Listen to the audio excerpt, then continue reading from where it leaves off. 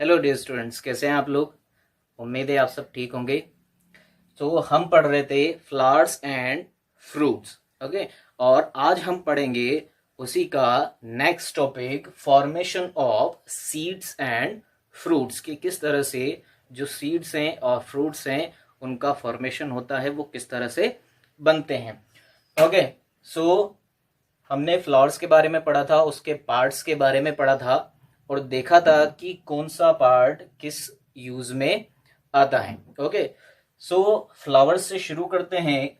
सबसे पहले फ्लावर्स का हमने पढ़ा था सेपल्स। ओके, जो कि क्या करते हैं, बर्ड्स को प्रोटेक्ट करते हैं। फिर हमने देखा था पेटल्स के बारे में। ओके, सो पेटल्स क्या होते हैं।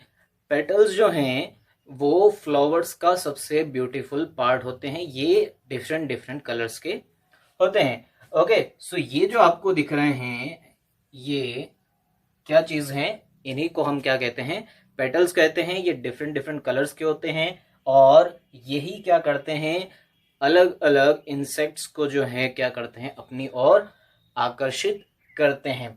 ओके, सो प्रोसेस की बात करें किस तरह से पूरा जो सीड्स हैं और फ्रूट्स बनते हैं, सो उनमें सबसे पहले जो पेटल्स हैं वो क्या करेंगे, जो बीज हैं, इंसेक्ट्स हैं, मॉथ्स हैं, कीट पतंगे हो गई, बैट्स हो गए, चमगादड़ हो गई, इन सारे जानवरों को क्या करते हैं, ये अपनी ओर अट्रैक्ट करते हैं। ओके, सो ये आते क्यों हैं, ये आते हैं शहद इकट्ठा करने के लिए, स्वीट जूस को इकट्ठा करने के लिए, जो जब कहाँ होता है, फ्लावर में होता है, तो उसे क्या बोला जाता है, नेक्टर बोला जाता है। और सो जब वो मधुमक्खियां उस नेक्टर को लेकर अपने छत्ते तक पहुंच जाएंगी, तो उस नेक्टर को बाद में क्या बोला जाएगा, शहद बोला जाएगा।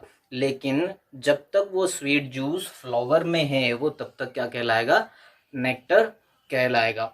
ओके, सो अब इन ब्यूटीफुल पेटल्स को देखकर जो पॉलिनेटर्स हैं, पॉलिनेटर्स क्या हैं, जो कि पॉलेंस को एक जगह से दूसरे जगह तक कैरी करते हैं।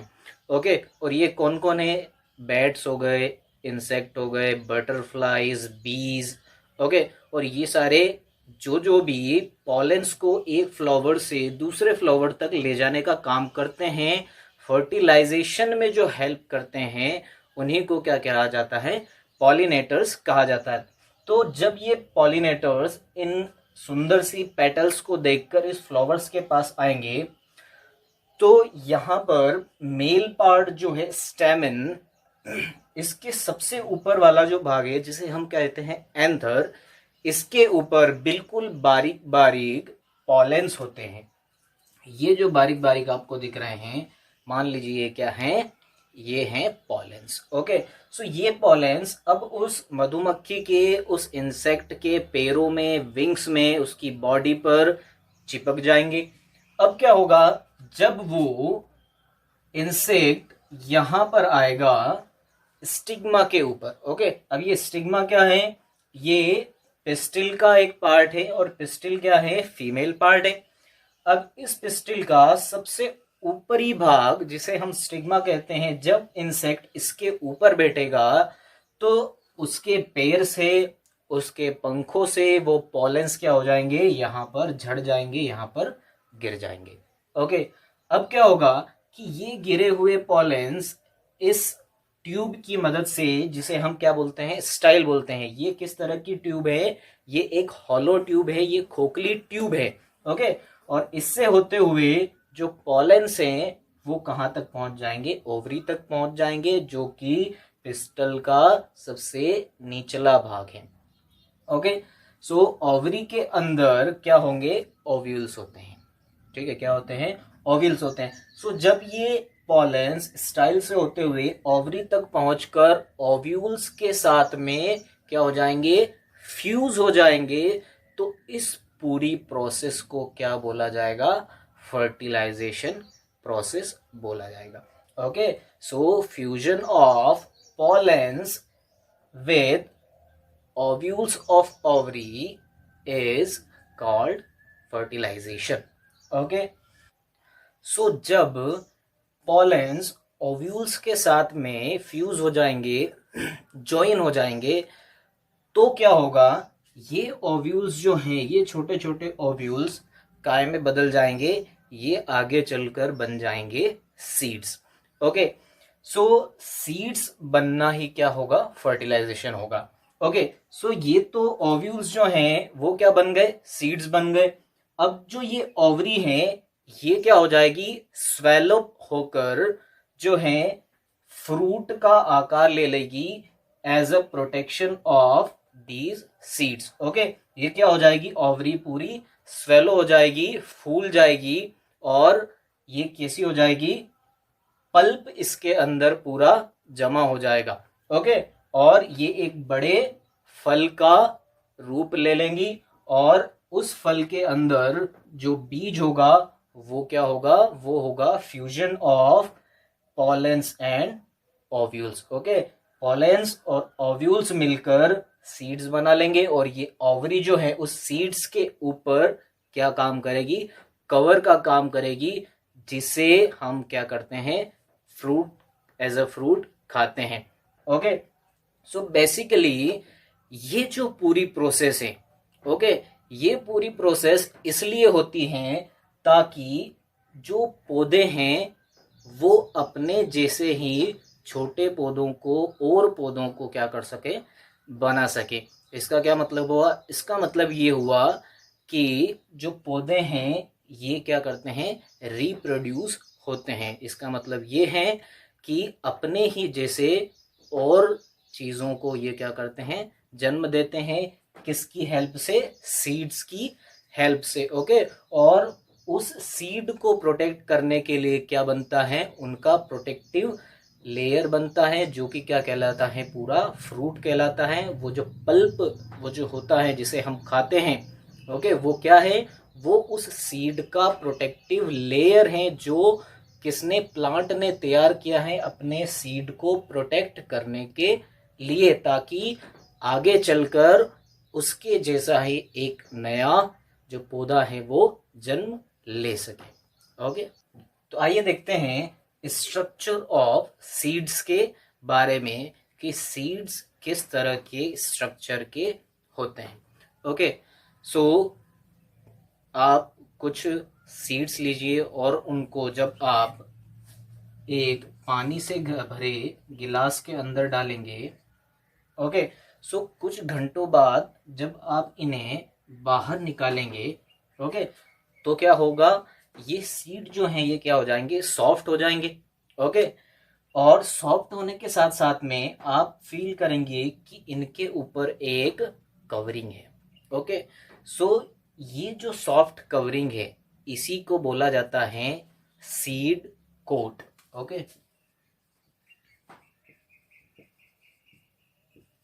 सीड कोट ये क्या है, ये बेसिकली है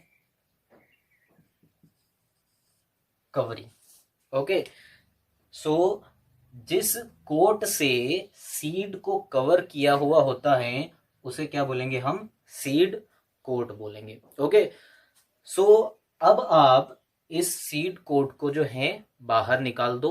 ओके, और जब आप उस बची हुई चीज के दो इक्वली पार्ट करोगे तो आप अंदर से देखोगे कि दो फलक उसके निकल कर आते हैं। जब आप इस सीड को अलग अलग पार्ट में करोगे तो आपको इस तरह के दो पार्ट मिलेंगे। ओके, अब ये जो दो पार्ट हैं, ओके, इन दोनों पार्ट को बोला जाता है कॉटिलेडन्स।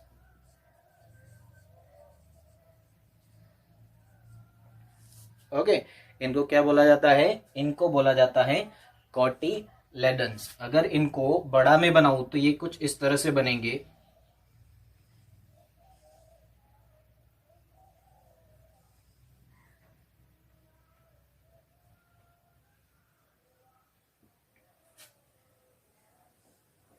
असल में ये जो दो कॉटिलेडन्स आपको दिख रहे हैं, इनका काम क्या है, ये क्या चीजें, ये कोटिलेडन्स बेबी प्लांट के लिए पहले से ही तैयार किया हुआ फूड है एक्चुअल में। ओके, क्या करते हैं ये बेबी प्लांट के लिए फूड को पहले से ही स्टोर करके रखे हुए हैं। ओके, जब तक कि जो प्लांट है बड़ा होके खुद भोजन ना बनाने लगे, तब तक इन कोटिलेडन से उस बेबी प्लांट को भोजन मिलता रहता है।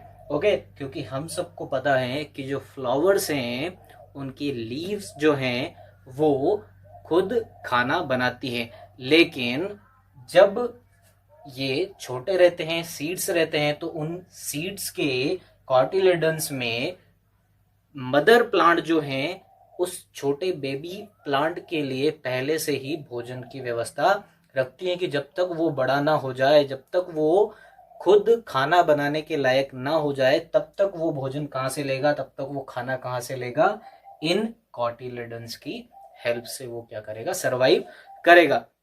ओके, सो इन्हीं सीड्स के स्ट्रक्चर की बात करें तो कुछ सीड्स आपने देखे होंगे, जैसे कि मटर हो गए, ओके, सोयाबीन हो गए, या फिर हम बात करें चनों की, तो आप जब उनके सीड कोट को बाहर निकालते हैं तो आपको क्या होगा, दो इक्वल इक्वल पार्ट पहले से ही दिखाई देते हैं, मतलब आपको उन्हें तोड़ने की जरूरत नहीं पड़ती। ओके, तो उनमें पहले से ही दो कोटिलेडन्स मौजूद होते हैं। ओके, सो इस तरह के जो सीड्स हैं उन्हें बोला जाता है डाई कोटिलेडन्स। ओके, क्या बोला जाता है,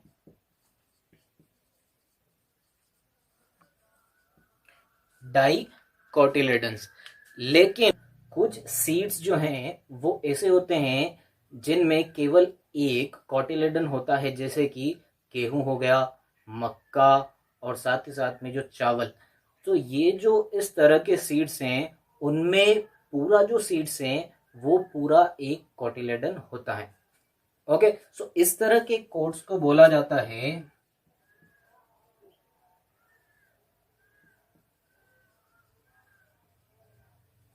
ओके, सो इस तरह के सीड्स को जो है क्या बोला जाता है, मोनोकोटिलेडन्स बोला जाता है। ओके, सो ये हमारी डिस्कशन हुई पूरी फर्टिलाइजेशन के बारे में और साथ ही साथ में स्ट्रक्चर ऑफ सीड्स के बारे में। अब नेक्स्ट लेक्चर में जो है हम पढ़ेंगे germination of seeds and dispersal of seeds. Okay, thank you.